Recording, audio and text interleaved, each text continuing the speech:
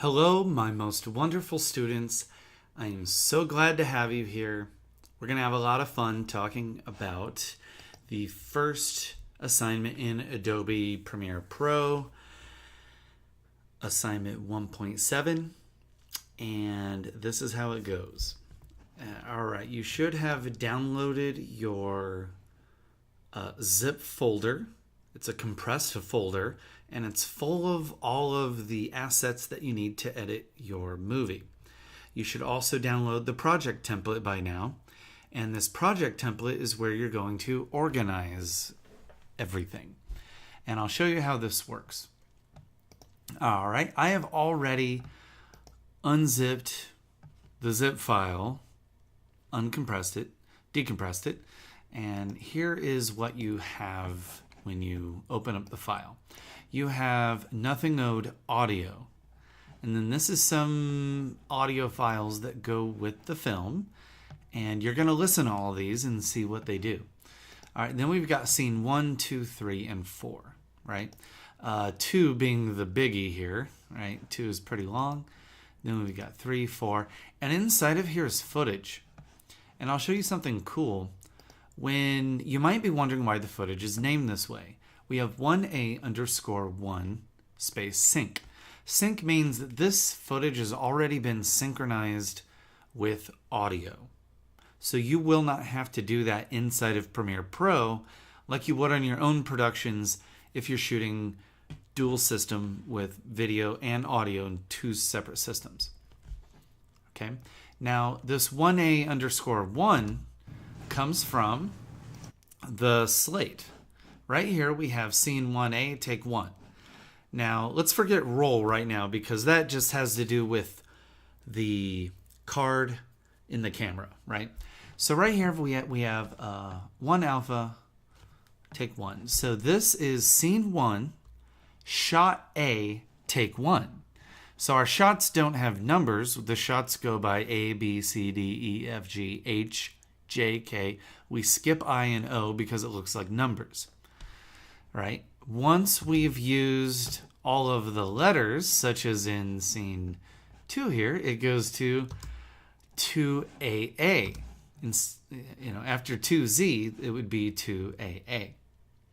Now, we don't have every single bit of footage that was shot for this film, but we do have enough to tell a story with. All right, now let's look in here. I've included some sound effects. I put these in here. You can use some of these as sound effects. You can also go find your own. And then in here we have production documents. We have a lined screenplay, the sound reports, and the script notes, which are also called continuity notes. So you're going to want to read the screenplay, okay? And the screenplay was written, right? We tell the story 3 times. When we write the screenplay, during production, and then during post-production in the edit. Now, so they wrote this screenplay, and then they shot the film based on the screenplay, but that doesn't mean that the film and the screenplay are exactly the same because things change on set. Directors change their minds. Actors ask if they can use a different word or sentence because it's a mouthful. There's a lot of reasons that they might change something. They might omit a scene and decide that it's not needed. All kinds of things. Now, your job is to read the screenplay and just get the gist of the story, just to get an idea of what the story is, like an overview. All right. Now, what we need to do is we need to take all of this and keep it organized. You might not believe me right now unless you have previous editing experience, but it really, really, really does help you be more creative when you are working from a place of organization. Because if an editor needs to do anything, they want to work, you want to work at the speed of thought. Right? It's not easy to do. We've got the mouse, the keyboard, and stuff. But the more organized we are, the sooner and more quickly we can find footage, the more we can edit closer to our speed of thought. And being organized and all these things I'm about to show you right now, which really it's just a few things, is going to seriously help you be an awesome editor, be more creative, and have more fun. which is always good, right? So I'm going to take, you can delete this zip folder once you have the footage. You don't need it anymore, and it'll save space. Now what I'm going to do is I'm going to take my project template, and this is my personal template that I've developed over many years. It may change a little by the time you get your version of the template because I update it from now and then, every now and then, and I might get some feedback from other instructors on some new folders to add if they want to add anything for use in their courses. But for now, it's not going to change so much that you're not going to know what I'm talking about here. And most importantly, we have our assets folder and our NLE project files folder. These are the two most important ones you need to focus on now. Now, you can look at everything else and see what's in there. Particularly, we'll also use production documents. But this helps you with your entire production, not just post-production. So you can use this to put your agreements, your cast and crew information, call sheets, all that can go here, set there in one place. Now, for right now, I'm just going to walk you through how to get started on your project. And I'm going to emphasize getting started because after doing this, you need to edit the entire film. Now, on this project template, I'm going to go ahead and rename that. I'm going to rename it to Nothing Owed, the name of the project. And then I'm going to start with the production documents. And what I'm going to do here to make things a little easier on me is I'm just going to press Command N as in Nancy. And that will get us to Windows where it can work. Now when I'm transferring files, I like to work this way. It's just more efficient. So I'm going to go into production documents. And all right, here we go. There is the script notes is the same thing as the continuity notes. Where's the screenplay is here. So I'm just going to put the script in the screenplay folder.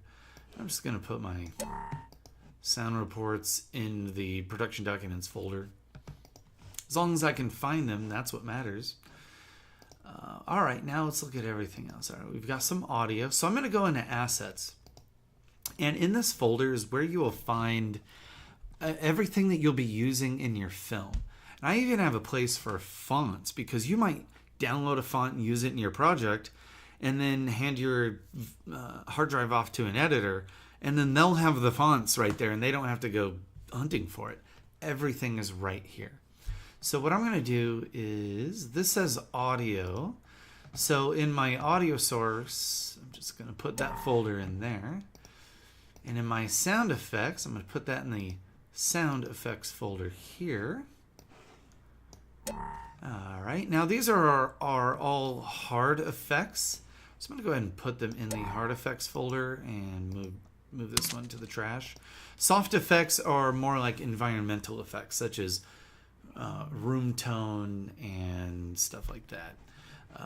Ambiance, stuff that fills sounds of nature.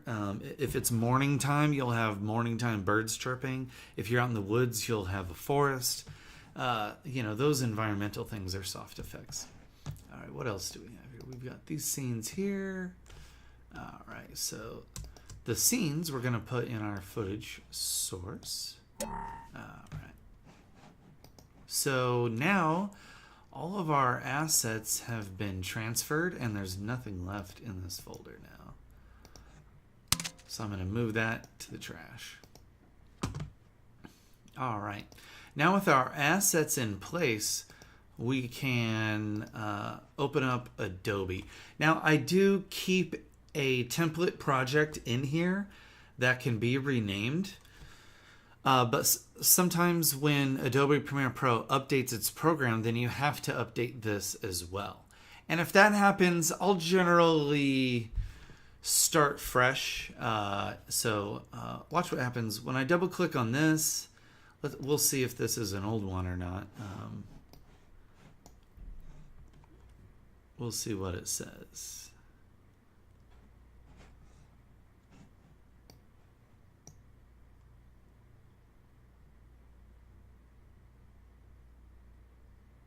All right. Now, when Premiere Pro opens here, it's either going to give us an error or it's going to open right up. All right.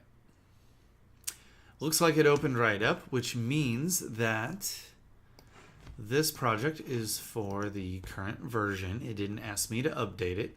And if it did, that's fine too. So now that I've tested that out, what I'll do is go here and rename it. Nothing owed. And I'm going to put an 01 because I know already there's going to be an 02. I usually start versioning things right away. Right. Now, if you do a lot of work and a big edit, and you come back and you can, a lot of times I'll duplicate the project and I'll make an 02, and then that way whatever I did last time is completely safe and saved in this whole other old project. So as I go, I can, if I'm about to have a big editing session, or I know I had one last time, I can create a copy. Not always, but sometimes. Now, if this needed to be updated, I would just the procedure is to rename it like this first, then double click, and then it will ask you if you want to save it for the new version, and then you just say yes. And then you can come back here and rename that new version. It will be nothing owed 01, like -1 or something like that. Normally, you can just delete the old version like this and then rename the new version. I wish I could demonstrate it here, but if it happens to you, it's pretty simple. It's pretty self-explanatory. All right. So now that we're in Premiere Pro, there's different ways to import footage, which is the first thing you do. You import it, you edit, you export it. So in my template here, I already have, you can see here, a mirror of what we have in our assets. So right here you can see the same thing: footage, audio, music, motion graphics, all that. Plus we have, instead of fonts, we have sequences and we have adjustment layers, which are things that are only created inside of Premiere Pro. And then you'll often, when you make titles, you'll often put titles there as well, which is under Still Graphics. All right. Now, let's get started. Let's import our assets and keep them organized. So since I already have these in here, now if you can create a new Premiere profile. I don't care. Just create a new Premiere profile and then just add these in there.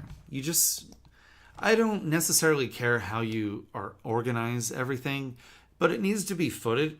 It needs to be organized in a way that you can hand it off to another editor and they can pick up and know exactly what to do without asking you. That's always wonderful. That's where you want to be with your organization. So I'm just going to go in here to footage source, and then I'm just going to select these and then drag them in here. So I normally do this instead of other ways to import. Like you can right click and import. You can also double click in this panel and import. You can also do file import. You can also go to the media browser and import from there. There's a lot of ways to do it, but I generally just drag it in there, and it takes a while. It imports everything, all of the settings, all of that. And now after doing that, check it out. All of our footage is here. Yay! You see this audio waveform and a film strip clip here, and that means that it's both audio and video together. And sure enough, there it is. So I'm going to do the same thing with my audio source. This time I'm just, not that it matters, but instead of selecting this folder, I'll just bring all of these in under...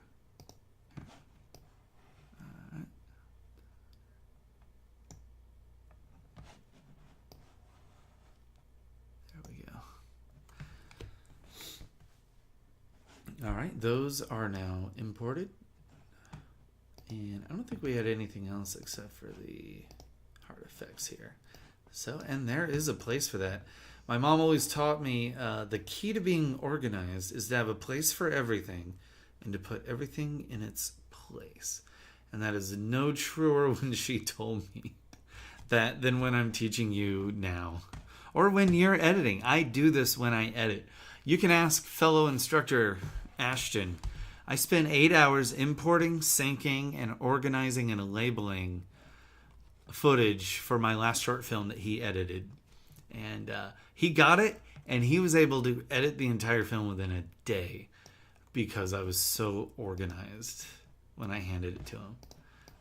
So I'm just going to put these into hard effects, and there we go. All right, we've got everything we need to make a movie now inside of Premiere Pro. How cool is that?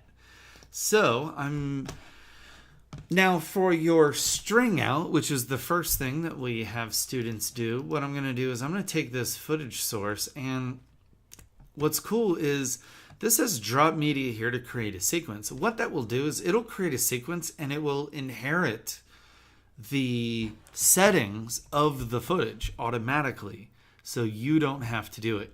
There are other ways to create sequences. You can go up here to File, New Sequence. You can also right click in here. Let me see here. You can right click on a piece of footage here and it will say New Sequence from Clip, which will inherit the settings. You can also, a new item here, you can also create a sequence there. There are 3 ways to do everything in Premiere Pro. I will usually just teach you one. You can learn the others on your own. But I teach a very straightforward, hopefully the easiest way that you can manner.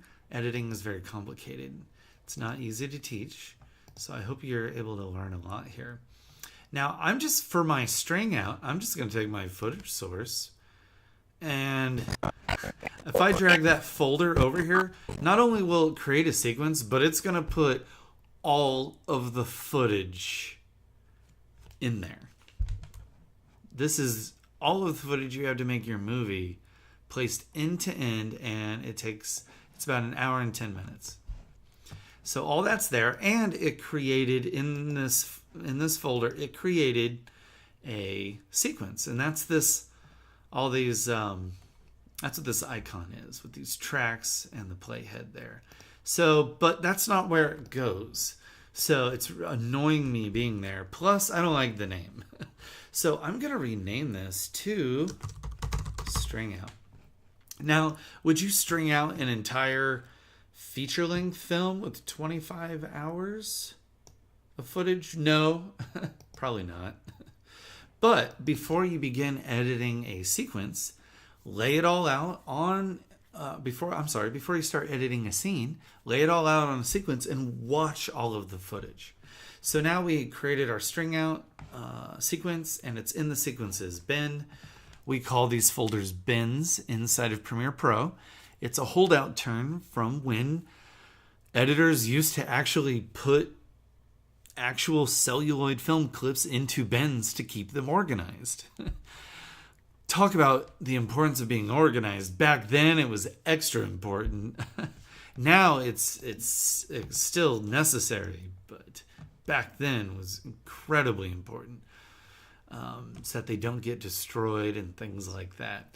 Now, what you should do, what I would do, what any good professional editor that loves editing would do, is they would watch all this footage from end to end. It's only an hour, and you get to know the whole movie that way. So for any short film that I edit, I would watch all of the footage in a string out first.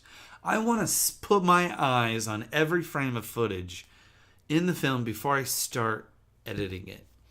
Now, for a feature film, that's impractical. That could be over a day's worth of footage. But you would still review all of the footage for a scene before editing it.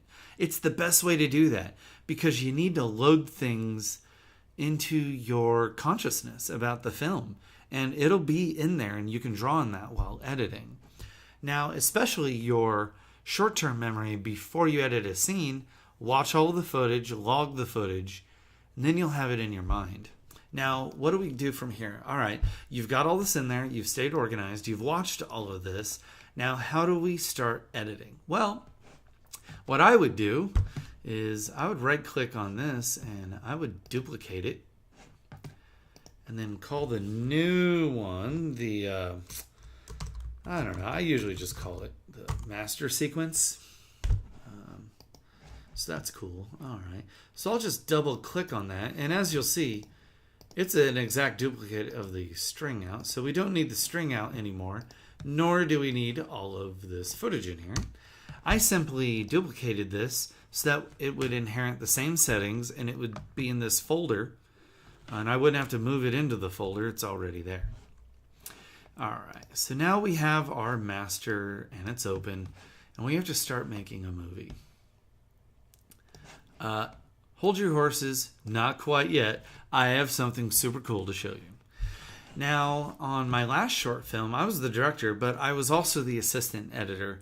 Ashton edited, but I set it all up for him. Now, what I did, and what I do when I edit as well, I try not to get lazy just because it's me and my project and all that. But what I do is I go into this project panel where, it's since I used my template, it's already set up this way. So you see how you have scene, description, and log note? These aren't normally right here. These, all right, normally you have to scroll over and these are over here. And what you can do is you can take these headings and you can move them over to the left just like I did with tape name, right? So go over here and find the most useful stuff and put it over where you can use it most easily, right? So even this good section is, I don't know, you can always check something is good if you'd like. Now, I have scene over here because normally your footage doesn't come already renamed with the scene, shot, and take already in the name. So normally I would, the first thing I would do is double click on this. That opens in our source window, right? Anything that we double click on from the our project panel is going to be in the source window. The sequence, whenever you click on a footage here, like let's say I bring this over here and put the playhead there, this is going to be our program window, right? Our program footage. All right. So that's what these two windows are. And I'm in the normal editing workspace up here. You can see editing. If you don't see that, you can go to workspaces and go to editing. And you can reset to the saved layout as well. If your layout gets all funky. Let's say you moved something around to make something more convenient for a while and you want it to go back. You can always reset it here. Because you can move these around wherever you want and put them right back where they were. It's pretty cool. I would take a minute to see how that works. That can help you out, how to resize and move tabs and stuff, and then go ahead and reset it. All right, now what I'm going to go in here, normally I would put 1A take 1 or 1A-1 here or something for the scene. Not necessary in this project because it's already here. But now I would put a description. So I would watch this. The reason I watch it instead of just scrubbing through it, if I already know what's in it, I might scrub through it. But in this first one, I already know that there is a. I would just put bad because the seatbelt minder dinging. Right, so now, without even watching the clip, I know exactly what's in there now. And I know this movie like the back of my hand, so I already know there's an object that drops off of the truck there. Bad object falls off of truck bed. All right. Now this third take, scene 1 alpha, take 3, is going to be our good one here.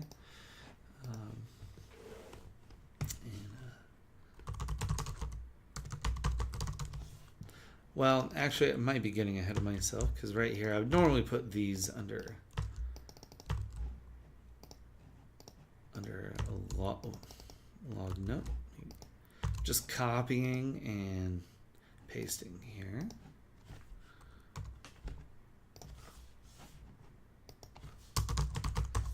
Normally under description, I'll put a description of the shot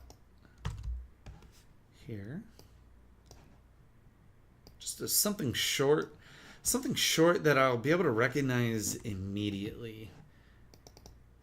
So like right here, I'd probably want to put actually put a wide shot as well. This is kind of a wide shot master. These three were. All right, and then for this one, I would also put wide shot after. And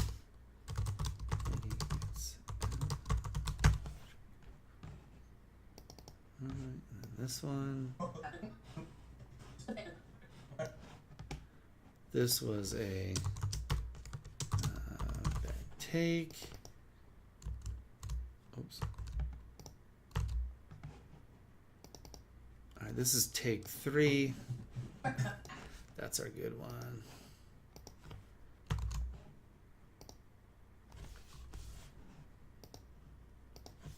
I'll also add that the truck drives off. So I would do this before each scene, before you start editing. Just make sure every single thing. Now it sounds tedious, but what you're doing is you're getting to know the footage as the editor. I mean, it's your job to know this footage so well that you can choose the best takes and make the footage work, right? You're going to have a hard time if you don't know what's in the footage. Really hard time. It's not fun at all. All right, so this was another. They cut for some reason. So here's the second take. Must be the good one. All right, and I'll just put I'll put an over the shoulder.